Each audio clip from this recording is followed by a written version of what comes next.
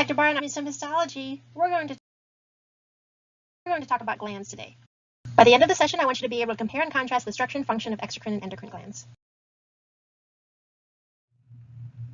The two main types of glands are based upon how products are released. The exocrine glands secrete products directly onto a surface or through epithelial ducts. Endocrine glands lack a duct system. They're surrounded by connective tissue and fenestrated capillaries.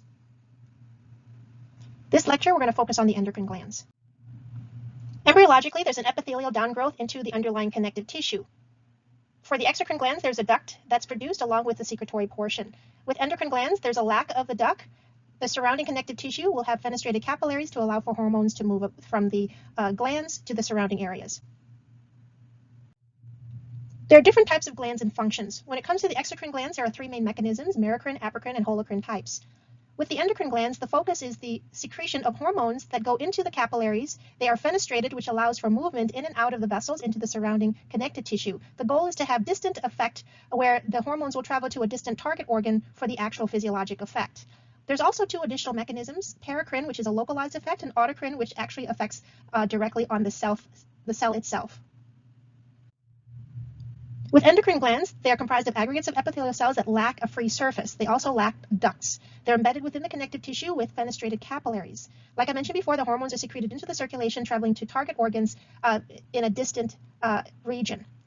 Hormones can be comprised of either peptides, steroids, or amino acid arachidonic acid analogs. Such analogs include prostaglandins, catecholamines, and thyroid hormones. With the endocrine glands, there can be various locations, including thyroid, parathyroid, pituitary, adrenal, pancreas. And here's an example to show you the thyroid gland histology and function. You can see here these are thyroid follicles, which are lined by simple cuboidal epithelium. The pink inside is basically a pool of thyroid hormone called colloid. The colloid is the actual hormone that will move back and forth. The cells will absorb it, and between the follicles, you actually have your connective tissue and your blood vessels to allow for hormones to move into that region. So you can see here is a higher power view. You can have your epithelial cells, the colloid, which will actually be absorbed into the epithelial cell, and they will be secreted into the surrounding connective tissue and blood vessels. If you recall again from FOM, Dr. Romana had mentioned the concept of autocrine and paracrine signaling. So remember, auto itself, it's me, not you. And in paracrine, it's you that I'm targeting, not me.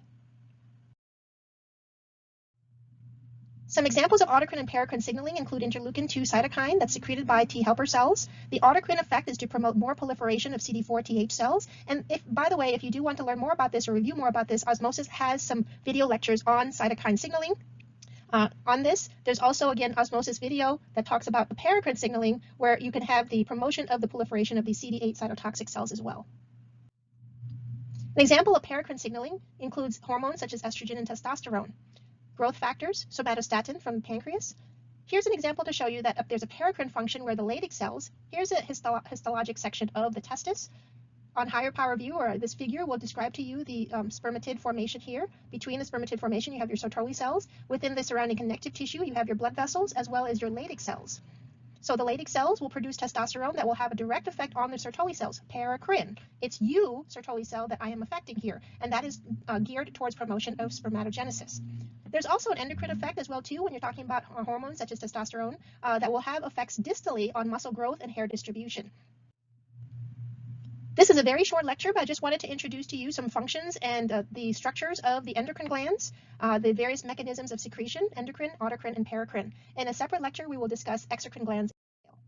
On that note, contact me if you have any questions or any clarifications. I will see you at the next lecture. Thank you. Bye.